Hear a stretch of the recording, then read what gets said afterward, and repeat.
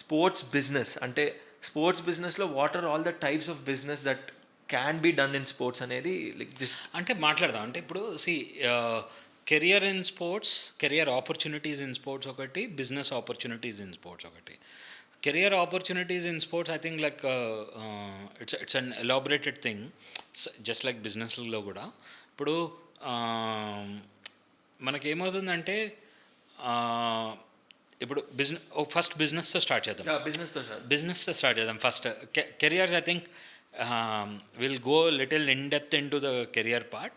But బిజినెసెస్లో ఇప్పుడు అంటే నేను నా చిన్నప్పుడు ఫస్ట్ నేను విన్న యూనిక్, అంటే అప్పట్లో యూనిక్, ఇప్పుడు కాదు, అప్పట్లో నా చిన్నప్పుడు నేను యూనిక్గా ఒక స్పోర్ట్స్ టాలెంట్ మేనేజ్మెంట్ కంపెనీ నా చిన్నప్పుడు విని, టాలెంట్ మేనేజ్మెంట్ కంపెనీ ఏందా అనుకున్నా. సునీల్ గవాస్కర్ స్టార్ట్ చేశాడు అప్పుడు. ఓకే ఓకే, నేను ఐ వాజ్ లైక్ షాక్. ఏదేంటి ఒక టాలెంట్ మేనేజ్మెంట్ కంపెనీ ఉంటుందా అంటే తెలియదు అప్పట్లో. చిన్నప్పుడు like I was hardly in my school, నా 10th క్లాస్, నా 10th అంతే, అదే టైంలో అనమాట. ఒక స్పోర్ట్స్ మేనేజ్మెంట్ కంపెనీ ఉంటుంది. I'm talking about 1997, 1998. ఓకే, నువ్వు పుట్టావో లేదో కూడా తెలియదు ఆ టైంలో. 2001, సో నువ్వు పుట్టలే. ఓకే, ఆ టైంలో Sunil Gavaskar started a sports management company. I was like dude, like ఇట్లా ఉంటుందో ఒకటి అనేది తెలీదు. అంటే he use to manage Ravi Shastri, Kapil Dev ఆ టైంలో అడ్వర్టైజ్మెంట్. సో అట్లా అనేది స్టార్ట్ అయింది ఇండియాలో. ఓకే, అప్పట్లో నాకు తెలిసినంత వరకు ఇంకెవరు లేరు. I think Reliance was one futuristic company ఆ టైంలో. రిలయన్స్ ఒకటి, జేఎస్డబ్ల్యూ వాళ్ళందరూ ఫ్యూచరిస్టిక్ ఉండే, కానీ వాళ్ళది ఒక లిమిట్ వరకే ఉండేది. బట్ రిలయన్స్ ఎందుకు అంటే, రిలయన్స్ ఒక ఇంట్రెస్టింగ్ స్టోరీ ఉంది. లైక్ ఐ థింక్ లైక్ అంటే one of the things like world cup అప్పటి వరకు ఎప్పుడు ఇంగ్లాండ్లోనే అయ్యేది వరల్డ్ కప్. యా, ఆ స్టోరీ తెలుసు కదా, ఐడియా ఉంది. Very nice story. అది ఎంత ఇంట్రెస్టింగ్ స్టోరీ అంటే, ధీరుభాయ్ అంబానీ అప్పట్లో ఇందిరాగాంధీతో ఒక కాన్ఫిడెన్స్ క్రియేట్ చేసి, జగ్మోహన్ దాల్మియా త్రూ లైక్ మొత్తం ఏషియన్ కంట్రీస్, ఆస్ట్రేలియాని, న్యూజిలాండ్ని అందరినీ ఇచ్చేసి వాళ్ళని ఒక రకంగా షేకెన్ అప్ చేసి, అరే మనం తెచ్చుకుందాం వరల్డ్ కప్, మన దగ్గరకు కూడా గ్రో అవుతుందని చెప్పి ఆ వరల్డ్ కప్ని ఇండియా దాంట్లో మళ్ళీ ఇంగ్లాండ్ క్రికెట్, ఎందుకంటే అప్పుడు అదే లీడింగ్ ఉండేది. BCCI was nothing at that point of time. అప్పుడు ఇంగ్లాండ్ వాడు ఏం చేశాడు, లైక్ ఇండియా మీద ప్రెషర్ పెట్టడానికి ఫీజు పెంచాడు.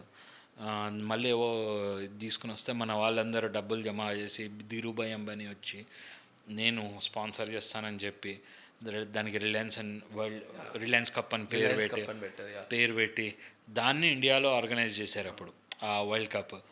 That change the whole scenario of the cricket, Indian cricket also.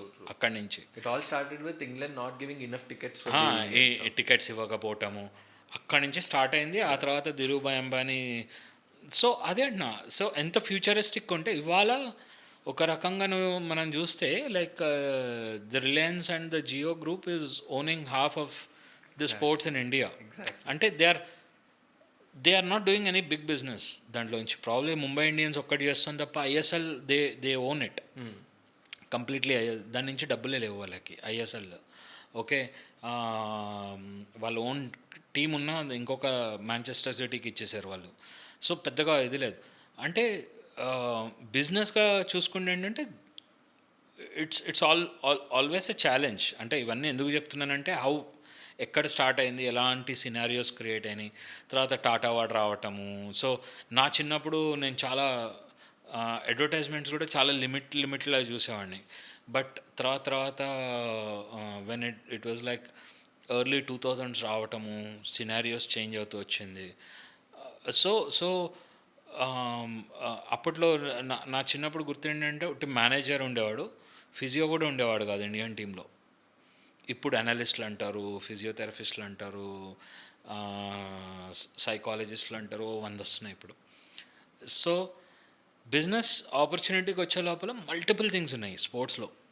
It's not only about running an academy, coaching అనేదే కాదు బిజినెస్లో. There are multiple opportunities. అంటే ఒకళ్ళు నిజంగా ఎంటర్ అవుదాం స్పోర్ట్స్లో కొత్తగా అనుకుంటే media is one big opportunity. Infrastructure is one of the biggest things which is turning out to be in India. అంటే infrastructure, sports infrastructure development, sports infrastructure companies. అంటే infrastructure అంటే ఏంటంటే ఫర్ కామన్ పీపుల్ ఎవరికైనా ఏంటంటే ఒక sports facility, ఒక academy, flooring అవ్వచ్చు, net అవ్వచ్చు, ఫ్యాబ్రికేషన్ వర్క్ అవ్వచ్చు, మార్కింగ్స్ అవ్వచ్చు, ఏదైనా స్పోర్ట్స్కి సంబంధించి ఏదైనా అవ్వచ్చు. ఆ ఇన్ఫ్రాస్ట్రక్చర్ని బిల్డ్ చేయటం, అట్లాంటి కంపెనీస్ చాలా వస్తున్నాయి. ఎందుకంటే ఇప్పుడు ఫర్ ఎగ్జాంపుల్ ఒక బ్యాడ్మింటన్ కోర్ట్ బిల్డ్ చేయాలి అంటే దాంట్లో డిఫరెంట్ మెటీరియల్స్ యూజ్ ఉంటాయి. ఇప్పుడు ఫ్లోరింగ్ ఉంది, సిమెంట్ ఫ్లోరింగ్ మీద పెయింట్, జస్ట్ యాక్రిలిక్ పెయింట్ అండి అట్లాంటిది వేసి మార్కింగ్ చేసి ఆడుకోవచ్చు. కానీ ఇప్పుడు షాక్ అబ్జర్వర్ మెటీరియల్తో పాటు వుడెన్ ఎగ్జాక్ట్లీ అట్లాంటివి, మ్యాటింగ్, కోసం. ఇంజురీస్ కాకుండా ఉండటానికి. ఓకే, తర్వాత మ్యాటింగ్ అదొక బిజినెస్. మ్యానుఫ్యాక్చరింగ్ అనేది ఒక బిజినెస్. Sports వుడెన్ ఫ్లోరింగ్ అనేది ఒక బిజినెస్. షటిల్స్ తయారు చేస్తారు, మనం బ్యాడ్మింటన్లో మాట్లాడితే అదొక బిజినెస్. నెట్ తయారు చేసేది ఒక బిజినెస్. ర్యాకెట్స్ తయారు చేసేది ఒక సపరేట్ బిజినెస్. షూస్లో నాన్ మార్కింగ్ షూస్ అని వస్తాయి. అంటే కింద సోల్ ఏదైతే ఉంటుందో అది ఒక డిఫరెంట్ మెటీరియల్తో తయారవుతుంది, రబ్బర్ మెటీరియల్స్. దాంతో ఏంటంటే కుషన్ ఉంటుంది, అన్నీ ఉంటాయి. సో ఆ షూస్ తయారు చేయడమే ఒక డిఫరెంట్ బిజినెస్. స్పోర్ట్స్ పర్సన్స్ వేసుకునే బట్టలు స్వెట్ అబ్జర్వెంట్ ఉంటాయి, అదొక టెక్నాలజీ. అదొక స్పోర్ట్స్ అపెరల్ టెక్నాలజీ అంటారు. అదొక సపరేట్ ఇండస్ట్రీ అది. స్పోర్ట్స్ అపెరల్స్ అనేది అంటే ఎలాంటి డిజైన్ ఉండాలి, డిజైన్ ఒకటే కాదు, ఎలాంటి మెటీరియల్ ఉండాలి, ఎలాంటి బ్రీతబుల్ అన్నీ ఎలాంటి ఫిట్టింగ్ ఉండాలి. ఇదొక ఒక ప్రపంచమే, డిఫరెంట్ ప్రపంచం. ఎందుకంటే every sport has its own requirement. అంటే నేను చాలా బేసిక్గా అంటే ఒక స్పోర్ట్ని తీసుకుని మాట్లాడుతున్నాను. దాంట్లో ఇప్పుడు సపోజ్ ఒక ఈవెంట్ అవుతుంది, లైక్ సే ఒక ఛాంపియన్షిప్ చేస్తున్నారు బ్యాడ్మింటన్ది. ఒక ఛాంపియన్షిప్ చేస్తున్నప్పుడు ఆ ఈవెంట్ని మేనేజ్ చేయటము ఒక బిజినెస్ మోడల్. దానికి స్పాన్సర్షిప్స్ తీయటం ఒక బిజినెస్ మోడల్. దాన్ని మార్కెట్ చేయటం ఒక బిజినెస్ మోడల్. అంటే మార్కెటింగ్ అంటే రిజిస్ట్రేషన్స్ తీసుకుని రావటము, లేకపోతే దాన్ని సోషల్ మీడియాలో ప్రమోట్ చేయటము, ఇదంతా ఒక డిఫరెంట్ బిజినెస్ మోడల్. మళ్ళీ ఆ ఈవెంట్లో ఎంటర్టైన్మెంట్ అనేది ఒక బిజినెస్ మోడల్. ఎవరు వచ్చి డ్యాన్స్ చేస్తారు, ఎవరు వచ్చి ఎంటర్టైన్ చేస్తారు, లైటింగ్ ఎట్లా ఉంటుంది, అంటే ఎన్ని ఆపర్చునిటీస్ ఉన్నాయి ఒక ఈవెంట్ తీసుకుంటే మనము.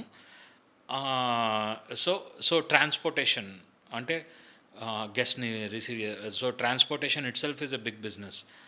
టూరిజం, స్పోర్ట్స్ టూరిజం అనేది ఇప్పుడు ఒలింపిక్స్ అవుతుంది, 2024 ప్యారిస్ ఒలింపిక్స్ అవుతుంది. సో ఇక్కడి నుంచి ఇండియా నుంచి ప్లేయర్సే కాకుండా ఆడియన్స్ చాలామంది ట్రావెల్ చేసేవాళ్ళు. నాకు తెలిసే ఒక 1000-2000 మంది నాకు తెలిసిన వాళ్ళు ఉన్నారు.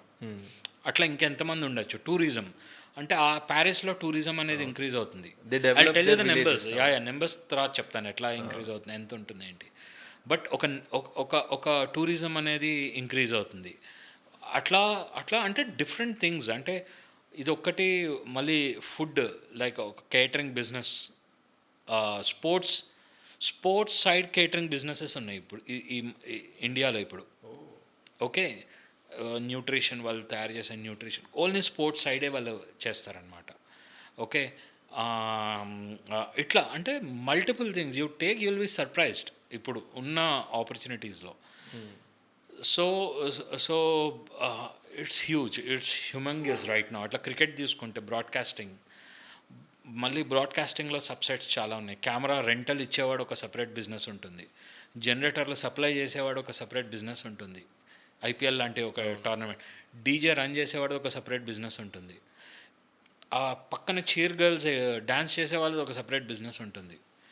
ఓకే, ఆన్ గ్రౌండ్ బ్రాండ్స్ తీసుకుని వచ్చేవాడిది ఒక సపరేట్ బిజినెస్ ఉంటుంది. అంటే ఎన్ని బిజినెసెస్ వర్క్ చేస్తున్నాయి ఆలోచించు. So it's not only one. Ticketing చేసేవాడిది ఒక బిజినెస్ ఉంటుంది. So it's not only one particular thing. ఇప్పుడు ఈవెన్ మ్యాచ్ అయిపోగానే there is like fireworks వస్తాయి, అదొక సపరేట్ బిజినెస్ అండి. అంటే ఎన్ని బిజినెసెస్ ఉన్నాయి. నేను I have come across a company which is providing air coolant services in చైనాలో చేశారు అట్లా.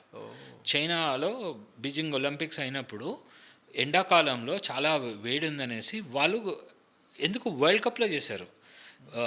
ఫుట్బాల్ వరల్డ్ కప్లో ఖతార్లో అయినప్పుడు they provided the cooling services, ఒక కంపెనీ ఓన్లీ స్టేడియంలో పోర్టబుల్ కూల్ అండ్ సర్వీసెస్. అంటే మనం ఆడియన్స్ గట్ల వెళ్ళి కూర్చుంటే like you're feeling as if you're sitting in an AC room.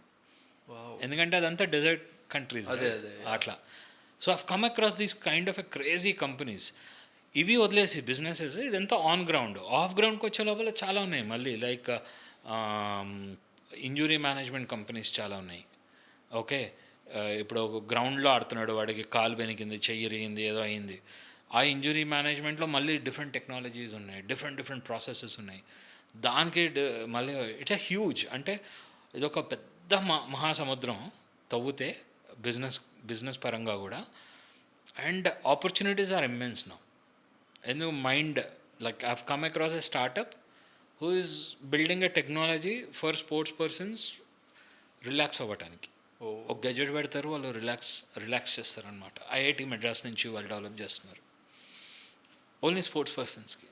ఇట్లా క్రేజీ థింగ్స్. అంటే మనము చూస్తే ఇమ్మెన్స్ ఆపర్చునిటీస్ ఉన్నాయి ఇప్పుడు.